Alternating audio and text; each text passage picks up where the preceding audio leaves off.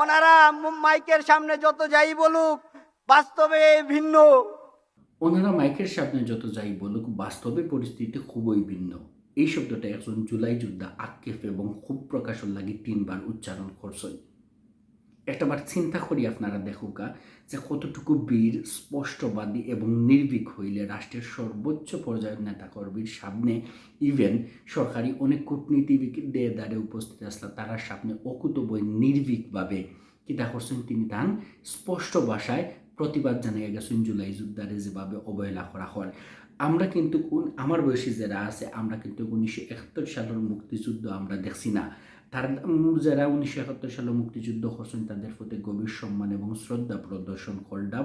কিন্তু আমরার বয়সী যারা আছেন আমরা তো মুক্তিযুদ্ধ দেখছি না, আমরা মুক্তিযুদ্ধর গল্প শুনছি। কিন্তু আমরা দেখছি 24 গণ অভ্যুত্থান, যেখানে বাংলাদেশের বীর সন্তান হল ফ্যাসিস্ট হাসিনার বাহিনীর সামনে খালি হাতে বন্দুকের সামনে বুক ফাটি দিছে এবং ফাসন্ড হাসিনার ফ্যাসিস্ট হাসিনার বাহিনী কিন্তু তার বুকুর মাঝে গুলি করছে এবং বুকুর মাঝে গুলি করে লাখ লাখ মানুষকে মৃত্যুর কুলো ডলাইয়া ফেলাইছে। এই বীরকলরে যদি আমরা অসম্মান করি তাইলে আমরা নিজের অস্তিত্বরে অসম্মান করা হইব। এটা কিন্তু আমরা যে সরকারি ক্ষমতা থাক না যে দলই ক্ষমতা থাক না তারা অবশ্যই এই জুলাই যোদ্ধা হলটা সম্মান করা উচিত। কেন করা উচিত তা আরও একটা ক্লিয়ার করে কই। কারণ দেখো বিগত 17 বছর ফ্যাসিস্ট হাসিনার আমলও আমরা কেউ কিন্তু নিজের বাক স্বাধীনতা প্রকাশ করতাম পারছি না। হাসিনা তো দূরে তা উল্টা মানে একটু তেরা বেখা বা রাজনৈতিক কোনো মতাদর্শর মত প্রকাশ করতাম পারছি না। ফ্যাসিস্ট হাসিনায় আমরার মুখ ওলাখান সাফিয়া ধরছিল। অনেকে আমরা ইজ্জতর বয়ে, অনেকে পুলিশ প্রশাসন জেল জুলুমর বয়ে মারতাম পারছি না।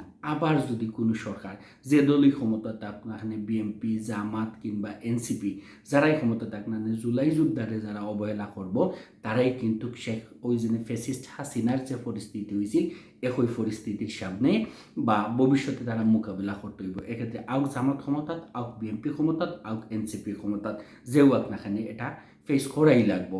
তাই জুলাই যুদ্ধে যারা আছেন, যারা বর্তমানে সরকার চালায় না তারা অবশ্যই জুলাই যোদ্ধাদের প্রতি যত্নশীল আচরণ করা উচিত, তাদের দায়িত্ব নেওয়া উচিত এবং তাদের কেয়ার করা উচিত। গুলির আঘাতে আমার কলিজার প্রায় 2/3 অংশ কেটে ফেলতে হয়। আমার পেটে 30টির অধিক সেলাই রয়েছে।